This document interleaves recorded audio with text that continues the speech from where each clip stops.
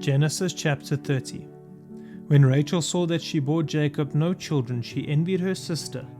She said to Jacob, "Give me children or I shall die." Jacob's anger was kindled against Rachel, and he said, "Am I in the place of God who has withheld from you the fruit of the womb?" Then she said, "Here is my servant Bilhah. Go into her so that she may give birth on my behalf, that even I may have children through her." So she gave him her servant Bilhah as a wife, and Jacob went into her. And Bilhah conceived and bore Jacob a son.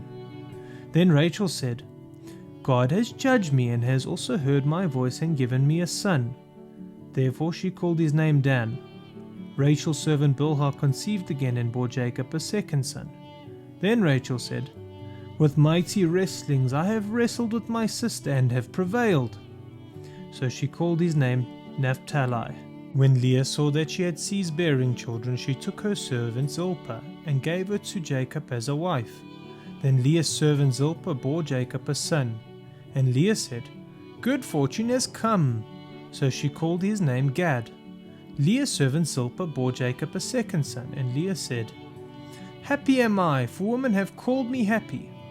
So she called his name Asher.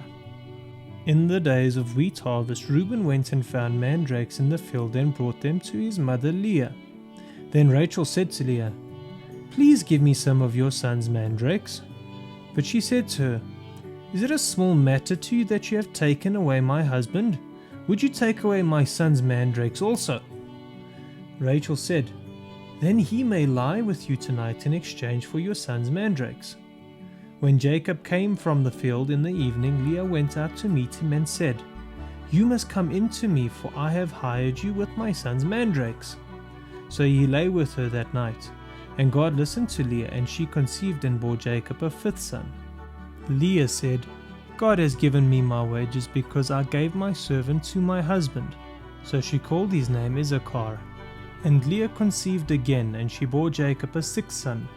Then Leah said, "God has endowed me with a good endowment. Now my husband will honor me because I have borne him 6 sons. So she called his name Zebulun. Afterwards she bore a daughter and called her name Dinah. Then God remembered Rachel, and God listened to her and opened her womb. She conceived and bore a son and said, "God has taken away my reproach." And she called his name Joseph, saying, "May the Lord add to me another son." Jacob's prosperity. As soon as Rachel had borne Joseph, Jacob said to Laban, "Send me away that I may go to my own home and country. Give me my wives and my children for whom I have served you, that I may go, for you know the service that I have given you." But Laban said to him, "If I have found favor in your sight, I have learned by divination that the Lord has blessed me because of you. Name your wages, and I will give it." Jacob said to him, "You yourself know how I have served you and how your livestock has fared with me. For you had little before I came, and it has increased abundantly, and the Lord has blessed you wherever I turned. But now when shall I provide for my own household also?" He said, "What shall I give you?" Jacob said, "You shall not give me anything. If you will do this for me, I will again pasture your flock and keep it. Let me pass through all your flock today, removing from it every speckled and spotted sheep and every black lamb, and the spotted and speckled among the goats, and they shall be my wages. So my honesty will answer for me later when you come to look into my wages with you. Everyone that is not speckled and spotted among the goats and black among the lambs, if found with me, shall be counted stolen." Laban said, "Good, let it be as you have said." But that day Laban removed the male goats that were striped and spotted, and all the female goats that were speckled and spotted, every one that had white on it, and every lamb that was black, and put them in charge of his sons.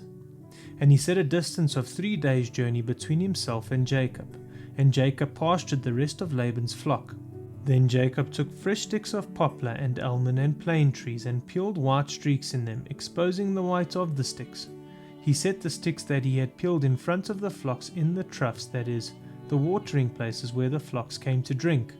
And since they bred when they came to drink, the flocks bred in front of the sticks, and so flocks brought forth striped, speckled, and spotted. And Jacob separated the lambs and set the faces of the flocks toward the striped and all the black in the flock of Laban. He put his own droves apart and did not put them with Laban's flock.